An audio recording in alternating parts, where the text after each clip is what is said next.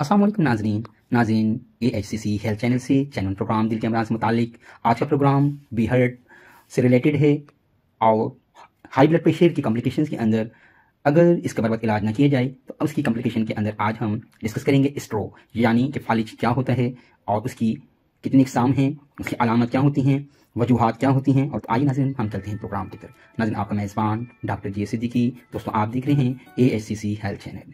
नाज़रीन स्ट्रोक जिसे आम फहम में फालिज कहा जाता है, ये जब होता है कि जब दिमाग को खून की सप्लाई करने वाली नाली फट जाए और उससे खून जारी हो जाए, या दिमाग को खून की सप्लाई में प्लाक के आ जाने की वजह से ब्लॉकेज आ जाए, जिसकी वजह से दिमाग के टिश्यूज़ को ऑक्सीजन बर वक्त मुहैया ना हो, जिसकी वजह से फिर फालिज का अटैक हो जाता है। इसकी बेसिक जो इकसाम हैं ये वो 3 हैं।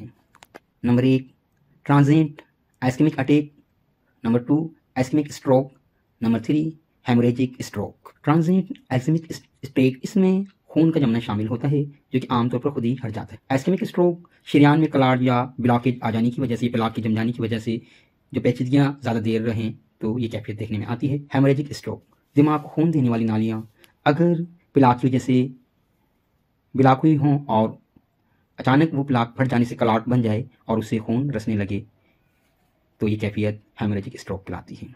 स्ट्रोक की अलामत यानी फालिज की अलामत क्या है? अचानक ही किसी जिस्म के हिस्से का काम करना छोड़ जाना, बाजुओं में, चेहरे में, पाँवों में, अमूमन जिस्म की किसी एक जानिब कमजोरी या सुनपन शुरू हो जाता है।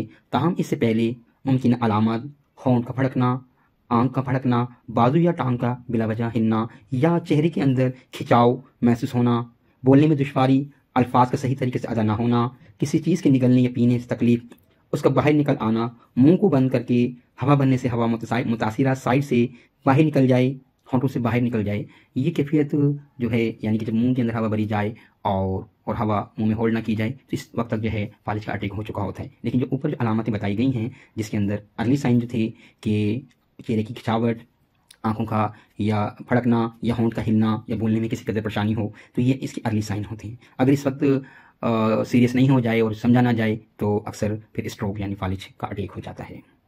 जो अशखास यानी दोस्त नए हैं वो चैनल को सब्सक्राइब कर लें, फॉलो कर लें और बेल आइकन को क्लिक कर दें ताकि चैनल प्रोग्राम आप भी इन टाइम देख सकें। प्रोग्राम अच्छे लगे तो शेयर लाइक करते रहिएगा ताकि दूसरे लोग भी इससे इस्तेफादा हासिल कर सकें। इजाज़त दीजिएगा डॉक्टर जी सिद्दीकी को। अस्सलाम वालेकुम।